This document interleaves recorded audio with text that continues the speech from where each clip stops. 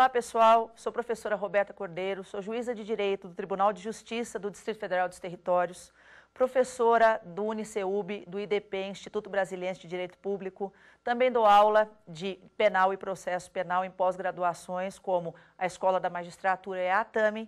E nós estamos aqui no programa Saber Direito Responde, com dois alunos, a aluna Camila, a aluna do UniCeub, de Direito, e o Ariel, que é aluno de Sociologia da UNB.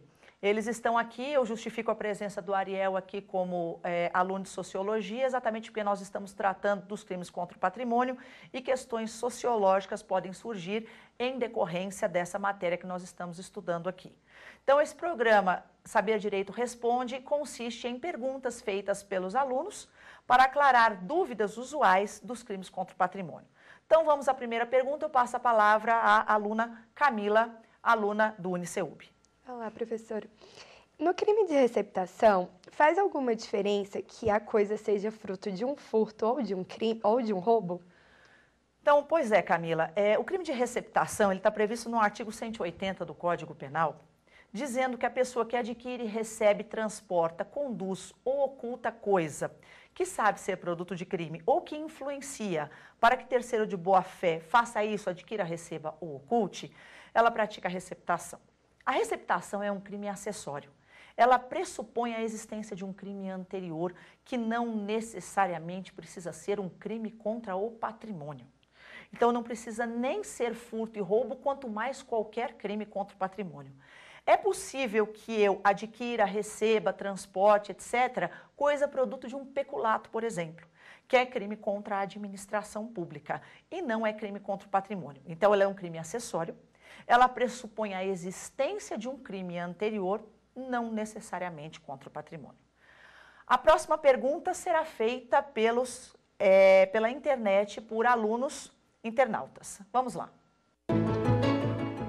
Eu sou Gabriel, do 7º período do curso de Direito da Universidade Federal do Espírito Santo, e dentro do Direito eu pretendo seguir a carreira da advocacia e sei a importância do direito penal nessa trajetória.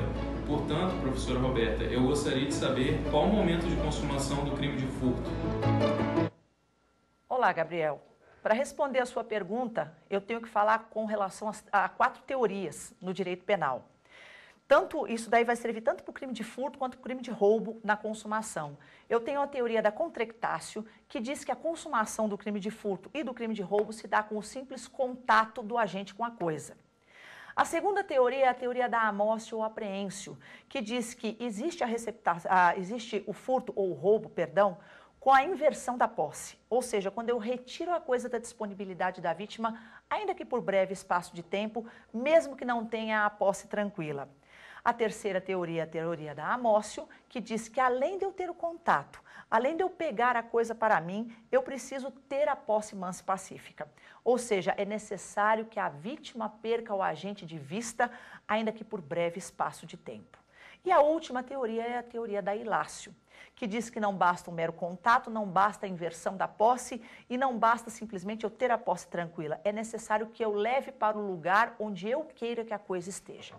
Dessas 4 teorias, a teoria adotada é a teoria da amócio, adotada tanto para o Supremo Tribunal Federal quanto para o Superior Tribunal de Justiça, que diz que para que exista a consumação do furto e eu adentro também ao roubo, basta a mera inversão da posse, ou seja, eu ficar com a coisa para mim mesmo que eu não tenha a posse tranquila. As outras hipóteses serão hipóteses de mera tentativa, que no crime de furto e no crime de roubo são possíveis a ocorrência da tentativa. Próxima pergunta, eu passo a palavra ao Ariel. Ariel. Olá, professora Roberta, é um prazer estar aqui na TV Justiça, representando um pouco da sociologia, dialogando com o direito, por isso farei algumas perguntas que trazem um contexto dentro da sociologia teórico. Por exemplo, minha primeira pergunta é sobre a relação da sociologia compreensiva de Max Weber, que entende que os fatos e fragmentos sociais eles são decorrentes de ações dos indivíduos que devem ser compreendidas previamente. Então, não é possível compreender um fato, um crime, eu diria, sem que se compreenda também as motivações para esse crime. Como o direito penal lida, então, com a aplicação de uma pena tendo as variantes da motivação? Olha só, gostei muito da pergunta, Ariel.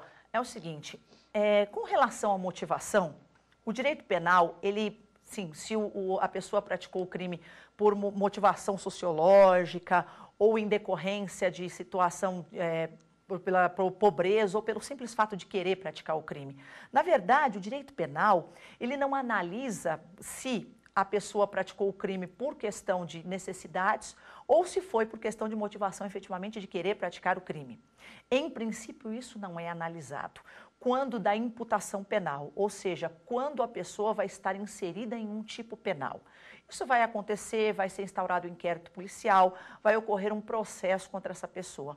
Ocorre que, na época da dosimetria da pena, no momento da dosimetria da pena, obviamente, se a pessoa for condenada e o juiz tiver que fazer essa dosimetria, dentro das circunstâncias judiciais, existem algumas que devem ser analisadas pelo juiz, como a culpabilidade, neste caso entendida como o grau de reprovabilidade da conduta, além da culpabilidade, os antecedentes, a conduta social, os motivos do crime. Então, nesta situação, eu acho que caberia a análise sociológica do porquê o crime foi praticado. Alguns tipos penais trazem íncitos à motivação, ou seja, o crime de furto, o crime de roubo são praticados por quê? Normalmente pela possibilidade de obtenção de lucro fácil. Mas dependendo do sujeito, dependendo da situação e dependendo do tipo penal, essa motivação do crime, ela será analisada quando da primeira fase da dosimetria da pena nas circunstâncias judiciais. Também existe nos artigos 61, 62 e artigo 65, que cuidam das atenuantes e das agravantes, situações que também podem ser analisadas, como, por exemplo, o crime ter sido praticado por um motivo fútil, por um motivo torpe ou por um motivo relevante, de relevante valor moral, de relevante valor social.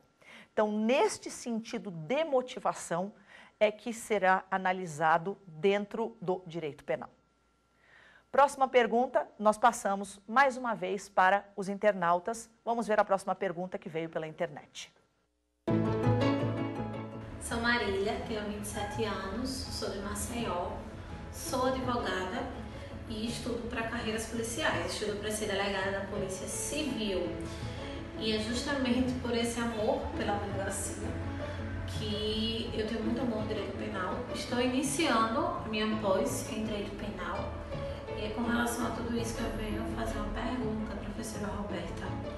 Eu gostaria de saber o que vem a ser a torpeza bilateral no crime de estelionato. Olá, Marília. Parabéns pela sua escolha e parabéns pelo gosto de direito penal. Quanto à torpeza bilateral, ela pode existir no crime de estelionato. Fala-se em torpeza bilateral ou fraude bilateral no crime de estelionato. O que é essa torpeza bilateral? O artigo 171 prevê o crime de estelionato nos seguintes termos: obter para si ou para outrem vantagem ilícita em prejuízo alheio, induzindo ou mantendo alguém em erro, né?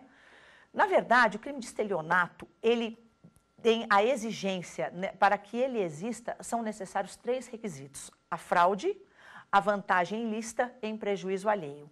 Quanto à torpeza bilateral, ela não é elemento do crime de estelionato. Pelo fato dela não ser elemento do crime de estelionato, mesmo que a vítima tenha a torpeza, ou seja, que a vítima também haja com a fraude, esta fraude não é elemento do tipo e, portanto, está configurado o crime de estelionato. Eu costumo brincar muito com meus alunos, eu digo que na maioria das vezes, o estelionato só dá certo porque a vítima é zoião. O que quer dizer isso? O estelionato só dá certo porque a vítima também é, entre aspas, estelionatária, porque ela também quer obter vantagem. Mas como a pessoa que é o estelionatário usou a fraude, obteve a fraude entendendo-se como um artifício, um ardil ou um meio fraudulento, e por conta desta fraude, ela obteve a vantagem ilícita em prejuízo alheio, é o que basta para configurar o crime de estelionato. Então, não é, mesmo que exista a fraude bilateral, a torpeza bilateral, ela não é elemento do estelionato, portanto, está configurado o crime de estelionato. Ok? Próxima pergunta, agora eu devolvo a palavra à Camila. Professora, aproveitando a pergunta da colega, eu queria saber se o uso de documento falso para obtenção de um benefício previdenciário no INSS, por exemplo, caracterizaria o crime de estelionato. Obrigada. Camila, é o seguinte, a súmula 17 do STJ determina que o uso de documento falso com a finalidade de praticar estelionato configura o crime de estelionato. Nós temos aí previsto o princípio da consunção, dentro do conflito aparente de normas. O que é o princípio da consunção? Ele diz que o crime meio é absorvido pelo crime fim. Isso os alunos de direito estudam logo nos primeiros semestres, né? Nos primeiros semestres, quando eles começam a estudar o direito penal. Dentro de um conflito aparente de normas, ou seja, aparentemente aí eu teria um crime de falsificação junto com um crime de estelionato. Mas quando a falsificação, qualquer falsificação que seja, inclusive neste exemplo que você deu, nesse exemplo da pergunta, é usado com a finalidade de se praticar estelionato, o agente responde apenas por um crime, que é o estelionato. O crime meio aí, o estelionato, ele absorve, ele abarca, consunção quer dizer absorção. O crime fim, que é o estelionato, ele abarca o crime meio, que é a falsificação. Então, qualquer falsificação que seja de cheque, seja de qualquer documento, com a finalidade de praticar estelionato, a pessoa responde pelo estelionato. O teor da súmula é quando falso, seja falsidade material ou falsidade ideológica ou uso de documento falso. Quando o falso se exaure no estelionato sem maior potencialidade lesiva, é absorvido por ele. Ok? Gente, com essa pergunta, eu vou dar um pequeno intervalo no Saber Direito Responde e a gente já retorna.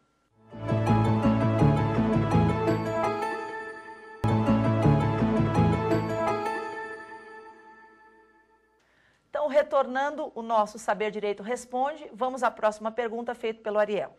Professora, um recente estudo da Faculdade de Economia da Universidade de São Paulo apontou o fato de que 5 bilionários brasileiros possuem juntos patrimônio equivalente ao da metade da população mais pobre do país. E a maioria dessas riquezas são acumuladas devido a heranças, monopólios ou relações com o governo. A minha pergunta é, como o direito penal compreende os crimes contra o patrimônio que podem ser decorrentes dessas práticas, dessa situação de desigualdade social? Tá certo. Na verdade, a gente tem realmente os crimes contra o patrimônio, a maioria deles por conta da desigualdade social. Mas isso, ao direito penal, não interessa tanto. Ou seja, o crime é um fato típico, é um fato ilícito e a gente tem a culpabilidade dentro dos elementos do crime. Então, se uma pessoa, pelo motivo que seja, ela praticou um crime, mesmo que por condições econômicas desfavoráveis a ela vai ser punida, vai ser responsabilizada de acordo com o direito penal. E aí eu retorno à questão que já foi respondida, que isso pode ser analisado quanto da dosimetria da pena. Então, dentro da dosimetria da pena, a gente pode analisar essa situação do porquê o crime foi praticado. Agora, o enquadramento penal dessa situação será o mesmo, independente do motivo da pessoa, se foi por dificuldade econômica ou se foi pela mera vontade de praticar o crime. Vamos então à próxima questão agora, pelo internauta. A minha segunda dúvida, professora Roberta, sobre o assunto é a seguinte. É sabido que o crime de furto é a subtração de coisa alheia móvel para si ou para outro. E que no seu parágrafo 3º equipara-se a energia elétrica a coisa alheia móvel e de valor econômico. Então, se um agente vinha cometer o furto de energia elétrica e caso ele venha a ressarcir a empresa antes do oferecimento da denúncia, vai ser extinta a sua punibilidade? Vamos lá, Marília. Funciona da seguinte forma. A gente tem o artigo 16 do Código Penal, que versa sobre o arrependimento posterior, que fala que em crimes cometidos sem violência ou grave ameaça, por ato voluntário do agente, ressarcido o dano ou restituída a coisa até o recebimento da denúncia, eu tenho uma causa de diminuição de pena de 1/3 a 2/3. Se essa reparação do dano ela for do recebimento da denúncia até a sentença, eu posso ter uma atenuante genérica prevista no artigo 65 do Código Penal. No caso de extinção da punibilidade, ela não vai ocorrer neste caso do crime de furto. A extinção da punibilidade, na verdade, ela pode ocorrer em duas situações que são exceções ao artigo 16 do Código Penal. Quais são essas exceções? A primeira exceção é o peculato culposo. onde ocorrerá a extinção da punibilidade se houver a reparação do dano até a sentença irrecorrível, ou seja, até o trânsito em julgado da sentença, não só até o recebimento da denúncia, mas isso só no crime de peculato culposo, quando o agente repara o dano até a sentença irrecorrível. Outra situação existe no crime de estelionato com cheque sem fundo, previsto no artigo 171, parágrafo 2º, inciso 6º. Se o agente restituir o valor, no caso do estelionato com cheque sem fundo, nesse caso aplica-se a súmula 554 do Supremo Tribunal Federal, que diz que o ressarcimento do dano, no caso do recebimento de cheque sem fundo em caso de crime de estelionato, após o recebimento da denúncia, não obsta o prosseguimento da ação penal. Ou seja, se essa reparação do dano no estelionato com cheque sem fundo for antes do recebimento da denúncia, será causa de extinção da punibilidade. Depois do recebimento da denúncia, não vai ter influência no Código Penal, não vai ter influência no direito penal, perdão, salvo na hipótese de atenuante. Aí, atenuante, a gente segue a regra geral. Ou seja, a regra geral é causa de diminuição de pena na reparação do dano, no caso da consumação até o recebimento da denúncia. Se for do recebimento da denúncia até a sentença, é atenuante. Essa é a regra. A exceção primeira a gente tem com relação ao peculato culposo, que a reparação do dano até a sentença irrecorrível extingue a punibilidade, e depois da sentença só reduz a pena de metade. E no caso do estelionato com cheque sem fundo, que neste caso a reparação do dano até o recebimento da denúncia, aí extingue a punibilidade. Entendimento sumulado do Supremo, súmula 554. E depois do recebimento da denúncia, não tem extinção da punibilidade. Aí, nesse caso, a gente pode dizer que a gente aplica a regra. Qual é a regra? Mera atenuante. Ok? Vamos à próxima pergunta. Passa a palavra novamente a Camila. Professora, no caso em que uma pessoa se apodera de coisa cuja posse lhe pertence, isso irá configurar algum crime? Camila, funciona da seguinte forma. O crime de furto, ele prevê lá que é a subtração de coisa alheia móvel para si ou para outrem. Então, obrigatoriamente no furto tem que ter uma coisa, tem que ser alheia e tem que ser móvel. Tirar coisa própria que está em poder de outrem por decisão judicial, e aí é só nessa hipótese que pode configurar crime, seria exercício arbitrário das próprias razões. Está previsto no artigo 346 e não é o exercício do 345, o 346. Então, se eu tirar uma coisa de outrem, que é minha, mas que está em poder desta pessoa por uma determinação judicial, só nessa hipótese eu respondo por exercício arbitrário das próprias razões, previsto no artigo 346 do Código Penal. Ok? Vamos voltar à questão da internet agora. Professora, minha última dúvida sobre o tema é: quando o líder religioso cobra e recebe quantia em dinheiro referente a dízimo pago pelos fiéis, e este mesmo líder, ao invés de aplicar tais verbas na igreja, as utiliza em benefício próprio, ele comete crime de estelionato? Gabriel, com certeza pratica crime de estelionato. Porque o estelionato, ele está, nesse caso, ele está fazendo a figura do estelionato totalmente, artigo 171. Ele obtém a vantagem ilícita em prejuízo alheio, por quê? Porque ele disse que essa vantagem seria para a igreja. Ou seja, ele obteve vantagem induzindo ou mantendo alguém em erro, por um artifício, por um ardil, pela lábia, sei lá, ou por qualquer outro meio fraudulento.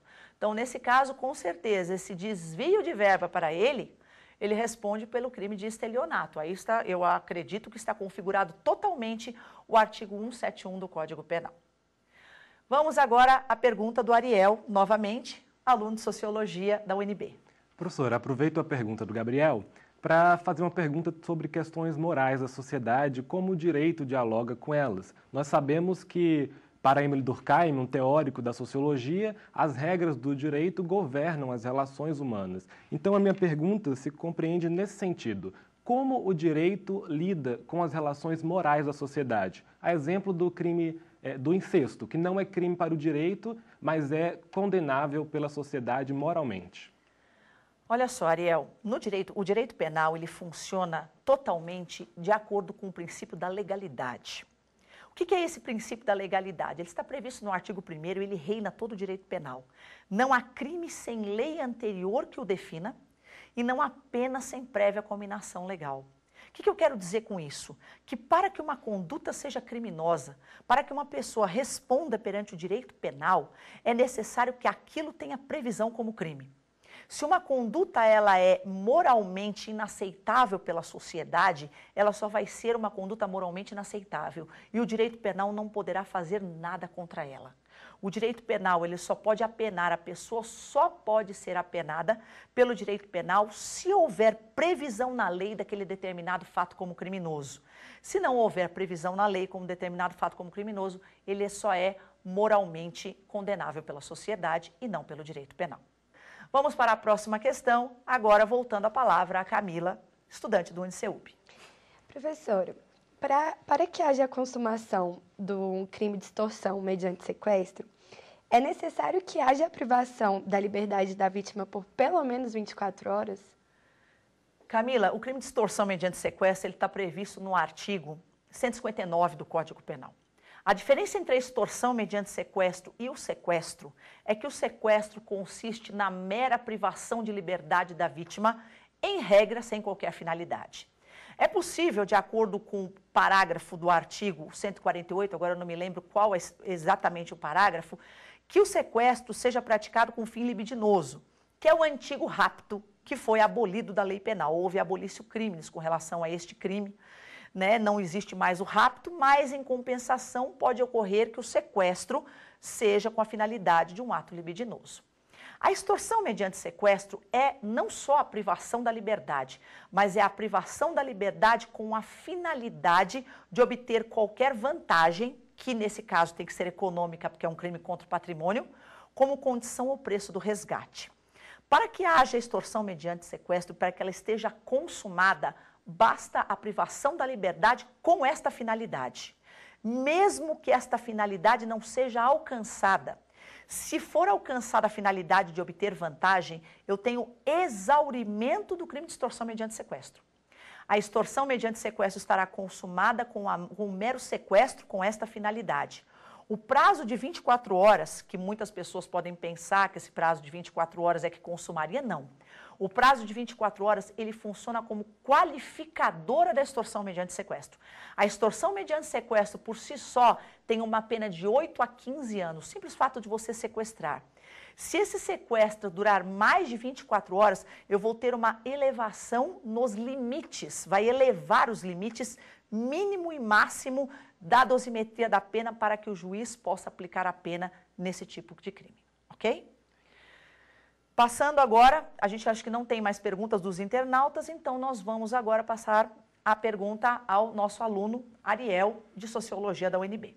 Professora, as diferentes formas de compreender a propriedade advêm das diferentes formas de relação entre os indivíduos. E com essa afirmação, eu gostaria que a senhora explicasse um pouco sobre os crimes que acontecem em decorrência de relações entre homens e mulheres. Ok. Ariel, hoje a gente tem essa questão muito debatida, principalmente quando a mulher é vítima, por conta da Lei Maria da Penha, né? É possível que a gente tenha exatamente crimes contra a mulher, mesmo que sejam patrimoniais. A gente sempre pensa em Maria da Penha pensando apenas em lesões corporais, ameaças, etc. Mas é possível que haja, sim, crimes patrimoniais praticados contra essas vítimas. Na verdade, quando existe uma relação de marido e mulher, cônjuges, ascendente ou descendente, e é um crime contra o patrimônio, a gente tem o que a gente chama de escusa absolutória, prevista no artigo 181 do Código Penal. Essa escusa absolutória diz que está isento de pena quem pratica qualquer dos crimes contra o patrimônio, obviamente sem violência ou grave ameaça, contra o cônjuge na constância da sociedade conjugal ou contra ascendente ou descendente. Nesse caso, estaria isento de pena. A doutrina costuma discutir se essa escusa absolutória também se aplicaria no caso da Maria da Penha, no caso da mulher ser vítima. Alguns doutrinadores entendem que pelo fato da Maria da Penha ela ser uma lei que ela é, vamos dizer assim, pró-mulher, exatamente pela condição de gênero, não se aplicaria a esta imunidade. E, portanto, as pessoas que praticam crime contra mulheres, elas responderiam pelo crime. E existem alguns que entendem que existe a imunidade e que a imunidade ela está presente mesmo quando a mulher é vítima. Esses são os dois posicionamentos que a gente tem aí com relação aos crimes patrimoniais. Com relação aos outros crimes de homens praticados contra mulheres, aí sim se aplica a Lei 11.340, que é a Lei Maria da Penha. Ok? Gente, com isso nós encerramos. Eu encerro a minha participação mais uma vez no programa, né, Saber Direito. Com muita honra, eu participei desse programa pela segunda vez. Me sinto muito honrada pelo convite, me sinto muito honrada por ter participado. Agradeço os alunos que estão aqui, agradeço os alunos que participaram, tanto a Camila, quanto a Ariel, quanto o Gabriel e quanto a Marília. Muito obrigado pela participação e espero reencontrá-los em uma próxima vez. Muito obrigada. Gostou das aulas? Qual tema você quer estudar aqui? Mande sua sugestão para o nosso e-mail saberdireito@stf.jus.br ou para o WhatsApp da TV Justiça. O número é este aí que aparece na tela. Você pode ainda estudar pela internet. É só acessar tvjustiça.jus.br.